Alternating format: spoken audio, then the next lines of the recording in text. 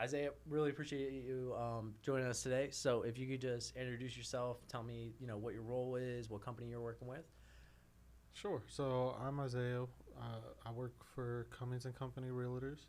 That's my brokerage and buyer seller specialist. So I'm here helping out anyone who's looking to buy or sell, specializing in doing some work with healthcare employees. So Nice. you know, people working in nursing facilities, any type of hospitals. Okay. Just trying to help those thankless work. That's thankless work. Just helping them get a home, something to call their own. Nice. Start building their wealth. What were you doing before real estate? What kind of drew you into that career? I was kind of all over the place before real estate, mainly in retail management, and then got into manufacturing production.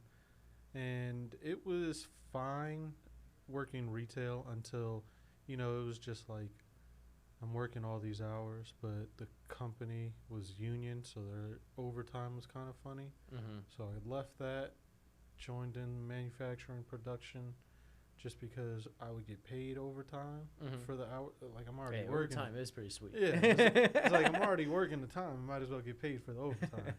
And then being in that environment, I just noticed I'm working harder. I don't want to say 10 times harder than the next person, but I'm working harder than the next person. And at the end of the day, we get the same check. So I always dreamed about being a real estate agent. I have family members who are real estate agents, and they love it, and they talk about it all the time at every event. So I said, why not try it, bet on myself? And this is the perfect place for, I think, a hardworking, business-minded person. So, Yeah, 100%. I mean, you definitely get back what you put into it, and it does take time. Like, you put so much time, especially, I'm sure you get this, especially given you're a little bit newer to entering into real estate, and at first you're like, okay, I talked to two people, I'll close the deal, and like, no, you gotta dive in, right? So that's awesome. So what's some of the things, like, in your journey so far that you've come to kind of love about being a real estate agent? well, where do I start? I mean, first thing is just seeing all the homes that are out there, just seeing people's personality and everyone has their own little touch whenever you walk into someone's home, whether you're doing a showing or meeting someone getting ready to list their place. You just see all these little things. You're like, wow, I just did a listing appointment last Thursday, and this guy's contractor is just like, I would have never thought to do any like turned a 70-year-old house into something that looked like it was built yesterday. Nice. Like, it was amazing. So yeah, that's my favorite part about it. It's besides, the freedom of not being chained behind a desk, even though most of the time I'm at my desk at home, making my phone calls. But just the freedom to be able to come and do a podcast with Jeremiah in the middle of the day. So, Yeah, it's a joy. Every which way you can to just outreach and let people know what you do. Like, it's the name of the game. So I love to talk a little bit. Luckily I had the privilege to help you out with one of the first deals you got to close. Love to learn a little bit about like that experience and something you learned from it. So from that experience, that was very interesting. Like, everyone, you included, everyone had told me that was a crazy first deal to work, since it was dealing with a for sale by owner, and learned a lot. I learned a lot. So a lot of the times you want to make sure. So I offered, before actually working for the buyer to get this property, I had offered to the seller, because the house was on the market for about a month or so. And I think it had maybe 2 views on Zillow when I had first seen it, and offered to the seller, hey, I can get you some help with getting more eyes on your property. We could list it. They didn't want to pay agent fees, and that's fine. I'm not going to argue with you about that. That's your choice. So go from there. And the buyer that I ended up working with actually said this is his dream home. Him and his wife have dreamed about moving into this neighborhood, is what he told me verbatim. So once I heard that, I just knew I'm giving this guy everything I got to help him get this. If you tell me this is your dream, I'm gonna move a mountain to get it for you. Hey, okay? and you did it. Yeah. So that's exactly what happened. It's a lot of ups and downs. It was definitely an uphill battle at first, and then we kind of just, once we got under contract, we rode the rest of the wave, and now we're here.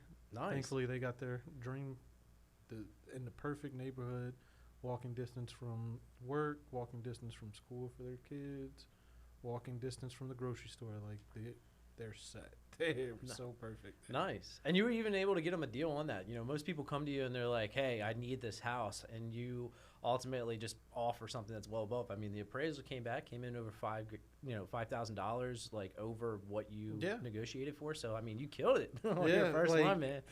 First one, gave him, I don't even know how to explain on paper how good of a deal I got people for the. Let me restate that. I don't know how to explain better on paper how good of a deal I'm going to fight for you. Once the appraiser came back with their report and what we had them under contract for, to me, that was like, hey, we're doing some really hard work here and it's paying off. So, yeah. Thankfully, the buyer definitely appreciated it and helped them move in with swiftness. So.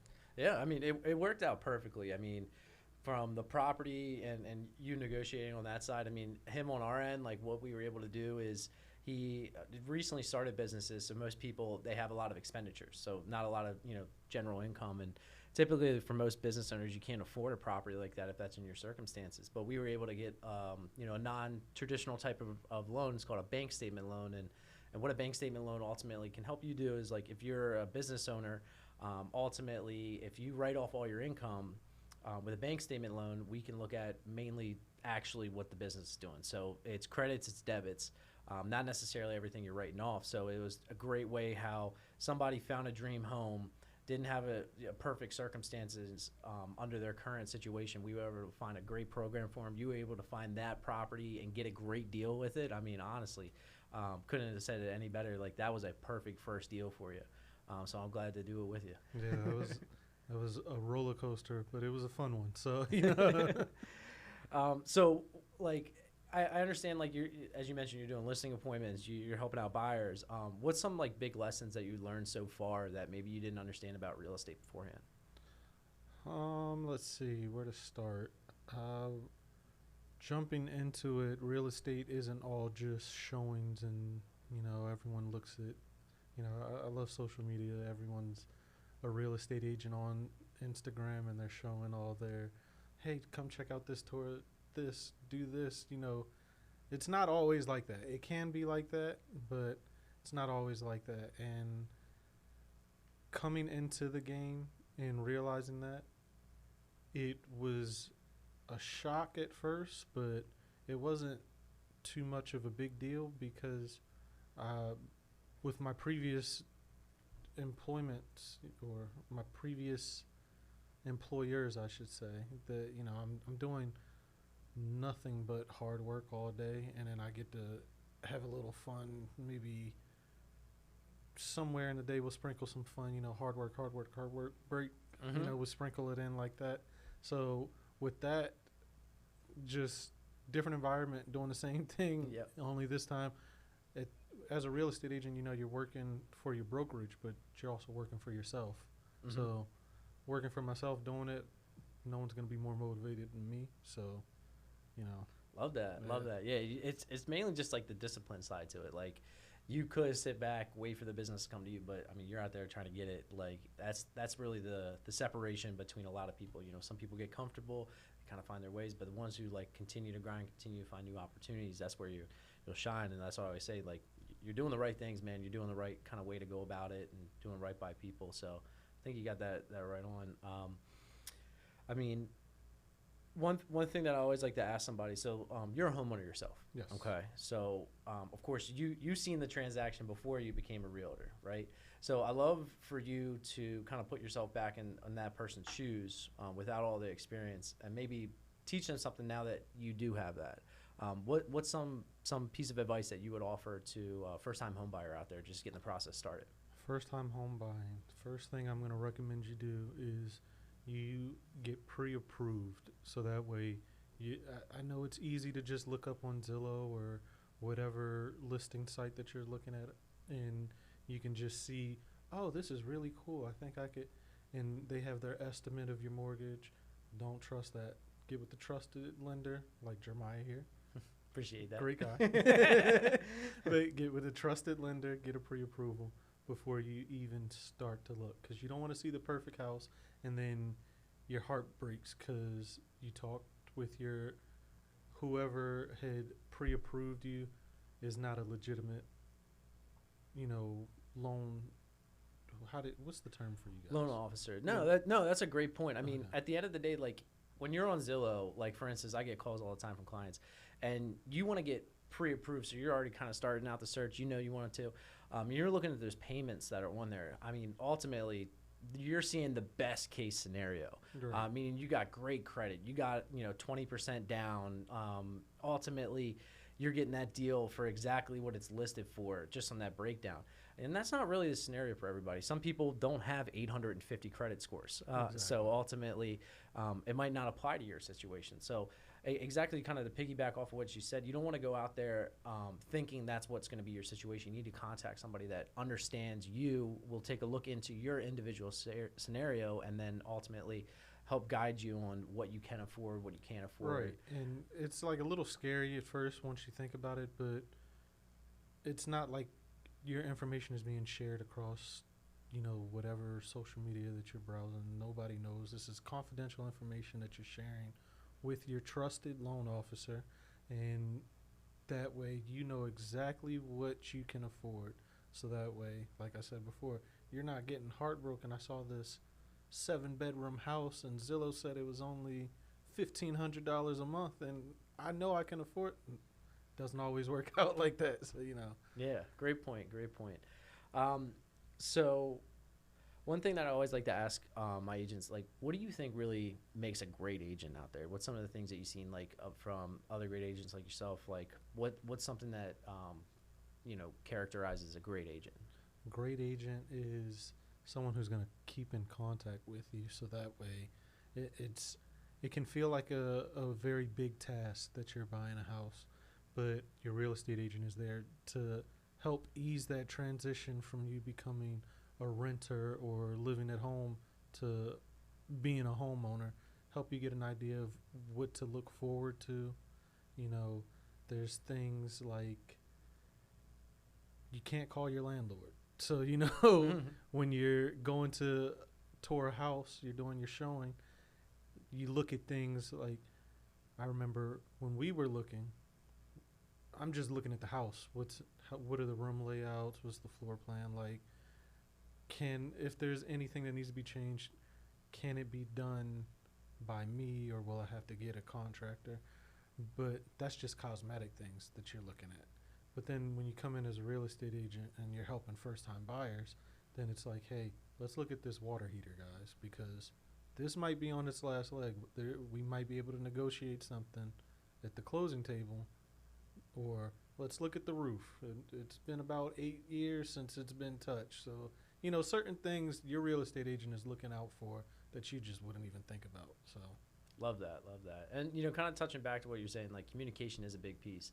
Like you mentioned a little earlier, like we have a lot more flexibility with our schedule. We can have fun in the meantime. But at the same time, I mean, just talking about like the deal that we worked. I mean, man, we were up at Saturday one night at 7 o'clock at night and working. So like you can definitely say communication is a big piece, but I mean, you fulfill that need for your clients all the time. Yeah, it's one of those things where if my client has a question at any given time of day, if I don't have the answer for it, it's like you said, 7 o'clock at night.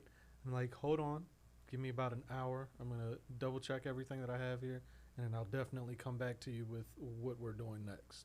So that way, I think it just soothes you as a first-time buyer, just knowing that, one, someone's always looking out for you, and two, they're going to communicate everything with you, because at the end of the day, it's not me. Like, I see everything that is going on with the house from an agent's perspective. You're seeing it from a buyer's perspective. And as the buyer, you just want to, mainly you're making sure it's at a good price and I can afford it, month to month maintenance and everything. But as your agent, you're thinking, we're going to get you a great price. The month to month, that's between you and your lender. We don't deal with that part. But we're going to get you a great price. We're going to set you up for any major maintenance that you may need in the next 2 to 3 years. We're going to have an eye out. We're going to help you get an home inspection, which is one of the most important things for a buyer, first time or second home, whichever. It's one of the most important things that we recommend that you get. And yeah, just working, communication is the key to working these deals out, because that information, I had mentioned it to you before, knowledge is a weapon. So, just having that information, you're better tooled for your fight. So, yep, love that. So, I mean, we're in, the Baltimore metropolitan area. Always like to ask, for yourself, because there's a lot of people out there who call themselves realtors. Some people are doing it full time. Some people are, part-time. But you're in the grind. You're doing it every day. What's other ways that, like, you set yourself apart from the competition? So how am I setting myself apart? I would say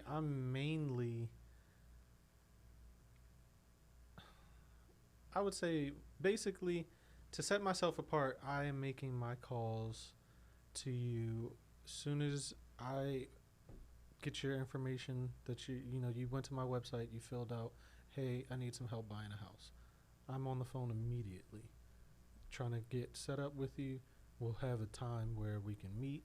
Everything's in a convenient location for you, and I can go over the entire process from A to Z on how we're going to buy our house. From there,